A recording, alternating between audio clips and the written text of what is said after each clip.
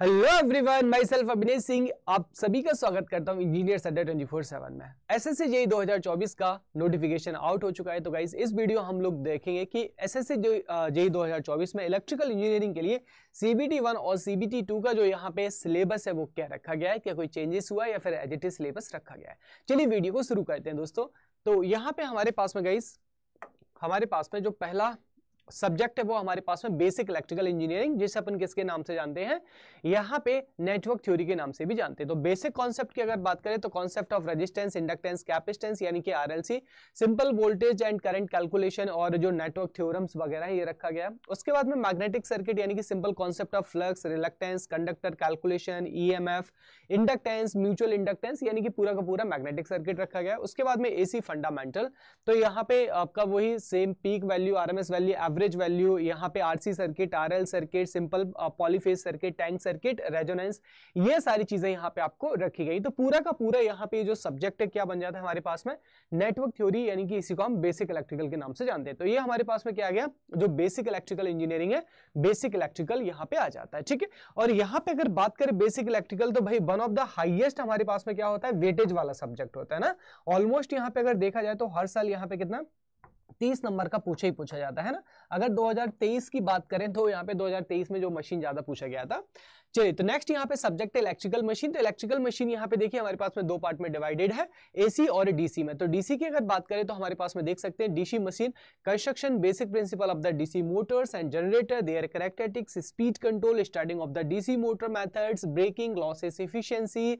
उसके बाद में आ जाते गाइस यहाँ से ट्रांसफार्मर को स्टार्ट कर दिया गया है। तो सिंगल फेज और 3 फेज दोनों यहाँ पे दे रखे हैं, जिसका voltage regulation, equivalent circuit, efficiency, सारी चीजें आपको दे रखी। ठीक है, उसके बाद में यहाँ पे गाइस सेकंड पार्ट में सिंक्रोनस मोटर को दे रखा, सॉरी सिंक्रोनस मशीन को दे रखा है, जिसमें हमारे पास में generator, 3 phase EMF, armature reaction, voltage regulation, synchronising reactance, synchronising concept, motor, ये सारे के सारे यहाँ पे दे रखे हैं। यानी कि पूरा का पूरा यहाँ पे जो मशीन है, मशीन का सिलेबस आपको दे रखा है। अब दोस्तों देखिए यहाँ पे जो मशीन का हमारे पास में सिलेबस है बेटा, अगर वैसे बात करें लगभग 25 क्वेश्चन आपके मशीन से पूछे जाते हैं ना, बट 2023 में गाइस बेसिक इलेक्ट्रिकल का जो पोर्शन था वो कम कर दिया गया और मशीन से अप्रोक्सीमेटली 35 क्वेश्चन पूछे गए थे। कितने? 2023 में जो मशीन है, मशीन से 35 क्वेश्चन पूछे गए थे। अगर जनरल बात करें तो लगभग 25 क्वेश्चन पूछे जाते हैं, लेकिन 2023 में हमें उल्टा पैटर्न दिखा था। बेसिक इलेक्ट्रिकल के 20 क्वेश्चन तक ही पूछे गए थे नेटवर्क थ्योरी के, लेकिन जो इलेक्ट्रिकल मशीन है गाइस, इलेक्ट्रिकल मशीन आपको कितना पूछा गया था, 35 मार्क्स का, जो कि बहुत ज्यादा यहाँ पे अपने आप में वेटेज ले लेता है। हालांकि सिलेबस बहुत स्पेसिफाइड है और सिलेबस के बाहर क्वेश्चन ये पूछते भी नहीं है, तो एकदम आपके पास में सिलेबस गिवन है। अब यहां पे बात करें पावर सिस्टम के बारे में, तो वंस अगेन हमारे पास में 3 पार्ट में डिवाइड होता है, जनरेशन, ट्रांसमिशन, डिस्ट्रीब्यूशन और फॉल्ट। तो देख लेते हैं different types of power stations हो गया हमारे पास में, लोड फैक्टर हो गया, डाइवर्सिटी फैक्टर हो गया, demand factor, cost of generation, power stations, power factor improvement, यानी कि वही हमारे पास में different type of fault, short circuit fault, transmission line, generator, efficiency, material, cable, insulators और डिरेटिंग फैक्टर ऑफ केबल, ये सारा का सारा यहाँ पे जो सिलेबस है आपको पावर सिस्टम का दे रखा है ना। चलिए, अब यहाँ पे जो पावर सिस्टम है दोस्तों, पावर सिस्टम की अगर हम बात करें तो हर साल गाइस ऑलमोस्ट यहाँ से आपके कितने 15 प्लस जो क्वेश्चन है गाइस पावर सिस्टम से पूछ लिए जाते हैं। कभी कभी वेटेज जो थोड़ा सा ऊपर नीचे भी होता रहता है, अकॉर्डिंग टू यहाँ पे किसने पेपर सेट किया है ना। तो सब्जेक्ट में बहुत ज्यादा लेकिन फ्लक्चुएशन नहीं आता, कभी कभी थोड़ा बहुत फ्लक्चुएशन आ जाता है। चलो, नेक्स्ट सब्जेक्ट की अगर हम बात करें then measurement and instrumentation, one of the most selecting subject. क्यों? क्योंकि जनरली इसको लोग अवॉइड करते हैं, जनरली स्टूडेंट इसको अवॉइड करते हैं और जिसकी वजह से आपका जो सिलेक्शन है वो रुक जाता है। तो यहाँ पे एक ऐसा सब्जेक्ट है जो कि सिंपल होने के साथ साथ में बेटा बहुत ज्यादा स्कोरिंग सब्जेक्ट भी होता है, लेकिन आप लोग यहीं पे इसको मात दे देते हैं। तो बात करें यहाँ पे मेजरमेंट ऑफ सिलेबस के लिए, तो measurement of power, single phase और 3 phase, active and reactive power, energy meter, watt meter, measurement of frequency यानी कि सीआरओ वगैरह दे रखा है। उसके बाद में इलेक्ट्रोमैकेनिकल इंस्ट्रूमेंट्स दे रखे हैं जो कि सबसे ज्यादा पूछे जाते हैं, यानी कि मूविंग आयरन, मूविंग कॉयल, ये सारी चीजें ना। उसके बाद में वॉट मीटर, मल्टीमीटर, सीटी, पीटी, ये सारी चीजें आपको यहाँ पे दे रखे हैं, एसी ब्रिजेस एंड ऑल। तो यहाँ पे बहुत ही इंपॉर्टेंट है। और अगर हम बात करें मेजरमेंट से तो हर साल लगभग ऑलमोस्ट आपके जो 10 क्वेश्चन है गाइस, 10 क्वेश्चंस आपके पूछ लिए जाते हैं मेजरमेंट से। ठीक है, सिंपल सब्जेक्ट है ना, बहुत ही सिंपल सब्जेक्ट है। सिंपल होने के साथ साथ में कैसा होता है हमारे पास में स्कोरिंग भी होता है, लेकिन आप यहाँ पे क्या करते हैं गाइस, आप यहाँ पे ऐसे सब्जेक्ट को यहाँ पे छोड़ जाते हैं ना, ऐसे सब्जेक्ट को आप क्या कर जाते हैं यहाँ पे छोड़ जाते हैं आप लोग, जो कि आपके लिए सबसे ज्यादा घातक बन जाता है। चलिए अगला क्वेश्चन, सॉरी अगला यहाँ पे हमारे पास में है, सॉरी इसको हटा दीजिए, यूटिलाइजेशन। तो basic utilisation of electrical energy की बात करें तो यहाँ पे देखिए क्या क्या पूछा गया है। इल्यूमिनेशन एक यूनिट है हमारे पास में, दूसरा यूनिट है इलेक्ट्रिकल हीटिंग, थर्ड यूनिट है इलेक्ट्रिकल वेल्डिंग, उसके बाद में electroplating, electrical drive and motor. तो ये हमारे पास में पूरा का पूरा यूटिलाइजेशन का सिलेबस है। हर साल आपके 5 से 6 क्वेश्चन है ना, कभी कभी ये थोड़ा सा ज्यादा हो जाता है, लेकिन हर साल 5 से 6 क्वेश्चन आपके पूछे जाते हैं, इससे ज्यादा नहीं पूछे जाते हैं, ठीक है।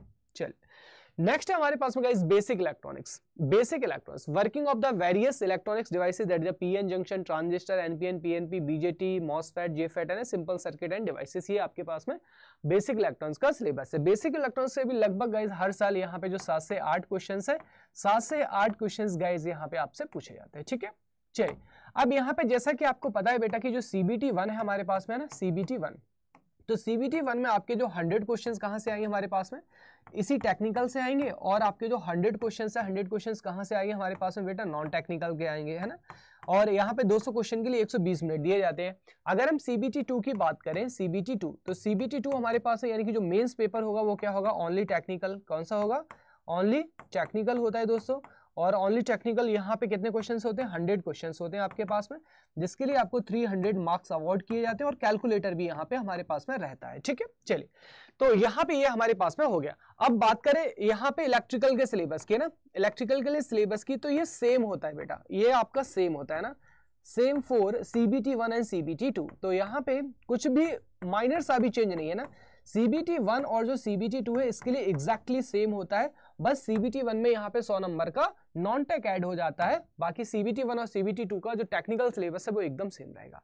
सर यहाँ पे ओनली 3 महीने बचे, किस तरीके से प्रिपरेशन करें। अगर आप सेल्फ कर सकते 3 महीने वेल एंड गुड, लेकिन अगर 3 महीने में आप 100% यहाँ पे सिलेक्शन चाहते हो तो आपके सिलेक्शन के लिए गाइज यहाँ पे लेकर आए हैं फाउंडेशन प्रो बैच। और ये सबसे यूनिक बैच है। क्यों यूनिक बैच है गाइज, देखिए क्योंकि यहाँ पे देखिए आपके पास में 400 आवर्स की लाइव क्लासेस है, टॉपर्स के हैंड रिटन नोट्स, यानी कि आपको नोट्स बनाना है तो आप बना सकते हैं, लेकिन ऑलरेडी हम आपको यहाँ पे, क्योंकि 3 महीने का समय है, तो आपको ऑलरेडी हैंड रिटन जो नोट्स है वो आपको हम प्रोवाइड कराएंगे, ठीक है।